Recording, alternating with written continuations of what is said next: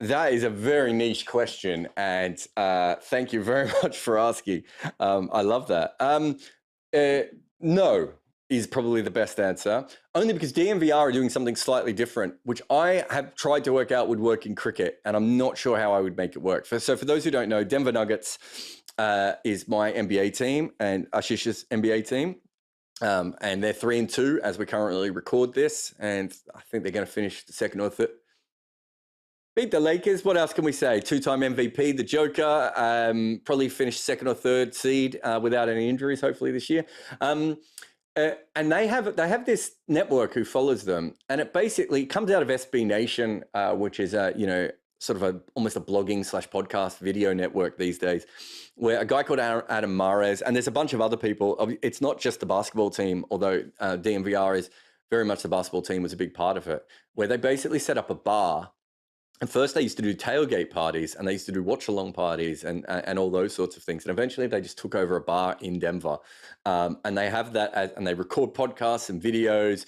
They still do tailgate parties. They recently went to Serbia. I think they set up tailgate parties for the NFL game in London. The Broncos are playing and all that sort of stuff. It's a really, really good setup. I have actually, Ashish, reached out to Adam Mares, who's one of the main guys on the basketball sides of things and one of the co-founders of DMVR, but we've never had a chance to catch up. So he was very keen to do it, but we haven't had a chance. I'm hugely in awe of what they have to do. I wouldn't say that it has inspired anything to do with 99.94, only because I think there's this city based around multi-sports and an event space to go and watch it.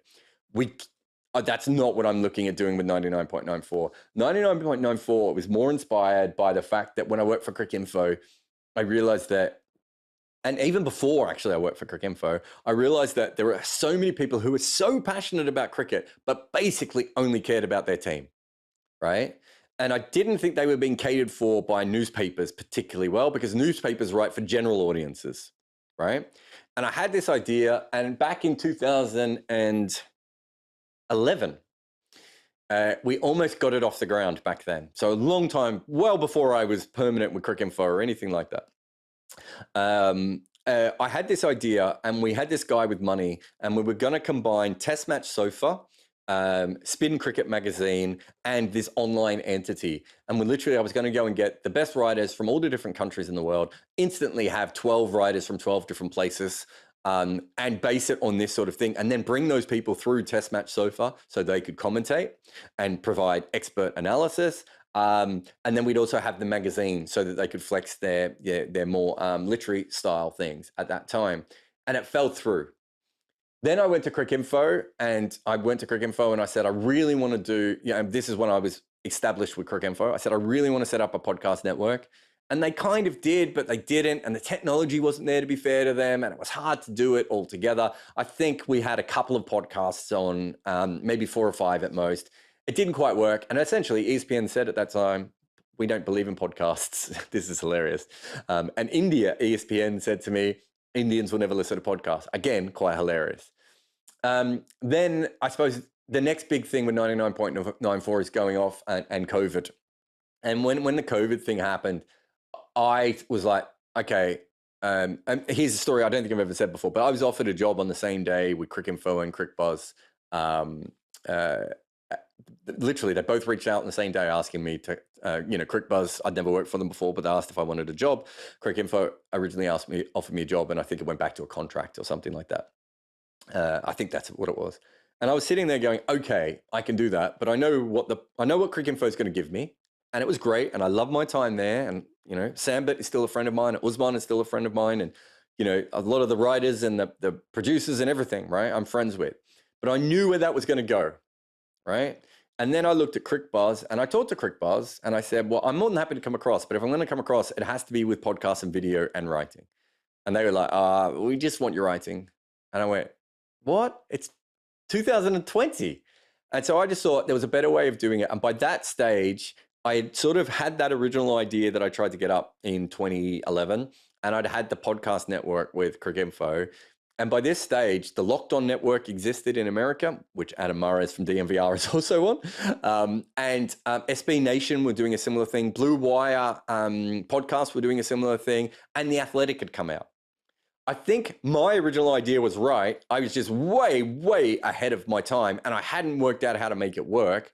Now I was watching the Americans make my original concept work, and I was like, great. Now, what can I do that's better than them? And so, one of the things that we want to do is commentary, obviously. The other thing is the Locked On Network didn't originally do video. I thought that was a massive mistake.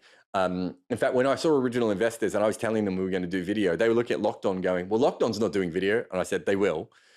So I got that one right as well. And really being able to see that marketplace, but also to go back to the previous question of being able to see how these different cultures, I get a masterclass in cricket online between 2007 and 2013, let's say, right? So from the time I started my blog until or 2015 really, and so I started my blog all the way through to being a full-time worker and a manager at times at Cricinfo, right? Absolute masterclass in how these things worked. And I knew that it wasn't being done correctly. That's not to say that Cricinfo or CricBuzz in their systems are wrong, because I still think they're going to be very successful. But I knew there was something else missing, and I knew it was team-based, and I knew it was multimedia based.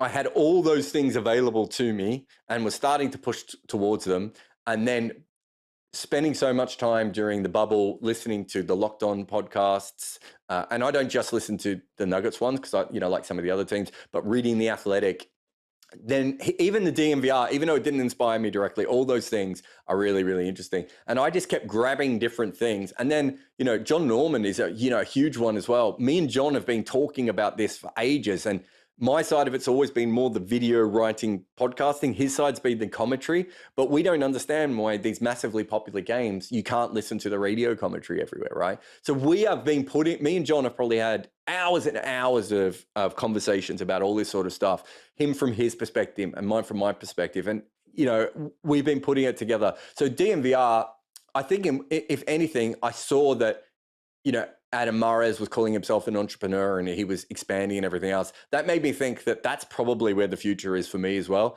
It was actually really hard for me to think of myself as a business person up until very recently, even though I clearly was. And I think that's because I always thought of myself as this pure writer, but it's like, well, that's never going to, one day I'll probably be offered a big, huge contract to go and work for someone. I mean, The Athletic were going to come to cricket. I would have expected an offer from them that probably would have paid me, what I would have wanted to work at. And that would have been the only thing that would have stopped me from creating this network. Outside of that, there were just too many things that have been driving me towards this idea for a very long time. And if anything, Adam Mares' skill as a broadcaster and as a communicator, and then also moving that across to his entrepreneur skills, made me think, do you know what? That's kind of what I am. And I've kind of always been a bit like that. I've just never been particularly good at bringing it all together. And, having someone like Vasu come on board and Shankar and the other people at 99.94, it started to come about. But there you go. The hell of a niche question. But thank you very much, man. Yeah, thanks for answering it.